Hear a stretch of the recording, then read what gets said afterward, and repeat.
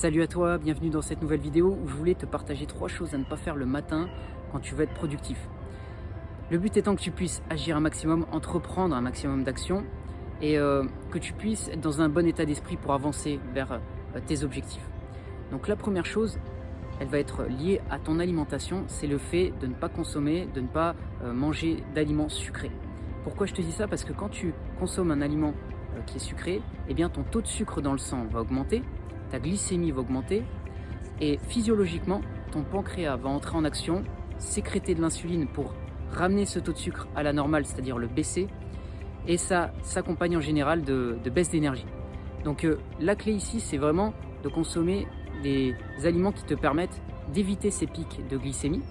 Donc je te donne un exemple de petit déjeuner que tu peux utiliser.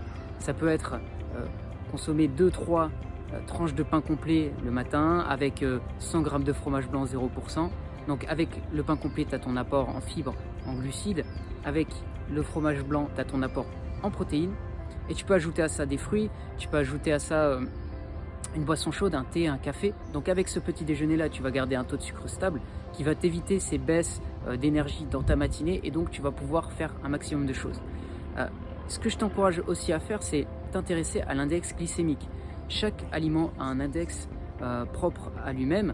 Par exemple, tu vas avoir des aliments avec un index glycémique élevé, donc ils vont faire augmenter fortement ton taux de sucre. Donc tu peux t'attendre aussi à une baisse lorsque ton pancréas entre en action. Et tu as des index glycémiques bas pour certains aliments, et donc c'est plutôt ces aliments-là qu'il faut privilégier. Donc intéresse-toi à ça, regarde les aliments que tu consommes, les index qu'ils ont, ça peut te permettre de faire de meilleurs choix quant à ton alimentation. Donc à partir de là, ça dépend de tes décisions. Tes décisions vont avoir un impact sur ton énergie et tu vas pouvoir accomplir ou moins accomplir en fonction des aliments que tu vas consommer. La deuxième chose dont je voulais te parler, c'est le fait de ne pas se lever à l'heure. C'est plutôt simpliste, mais quand tu fais ça, tu démarres de suite avec de la frustration. Pourquoi? Parce que tu t'es dit, je vais me lever à telle heure, tu le fais pas, tu as du ressentiment, tu t'en veux. Et ensuite, tu vas générer du stress parce que tu vas démarrer ta journée en retard. Donc forcément, ça va être difficile de rattraper tout ça. Et ta productivité va en souffrir. Forcément, si tu démarres avec 1 heure de retard, eh bien, ça va être compliqué de rattraper tout ce que tu devais faire. Moi, ce que je te conseille, autre que être discipliné, te réveiller à l'heure, c'est quelque chose que moi j'utilise et qui me permet de me réveiller constamment à l'heure, c'est de mettre mon réveil ou mon téléphone dans une autre pièce. C'est-à-dire que quand il va sonner, eh bien, je vais être forcément obligé de me lever pour aller l'éteindre. Et donc, à partir de là, une fois que je suis réveillé, une fois que je suis levé, eh bien, je suis levé. Il n'y a pas de débat, il n'y a pas de négociation, c'est beaucoup plus simple. Donc moi, je te recommande d'essayer ça. Tu vas voir que ça va te permettre d'être beaucoup plus discipliné, plus régulier quand tu veux te lever à l'heure.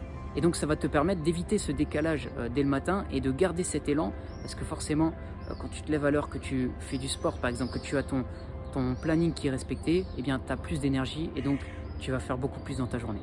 Et la troisième chose que je te recommande de ne pas faire, c'est de consulter trop souvent tes emails ou tes réseaux sociaux.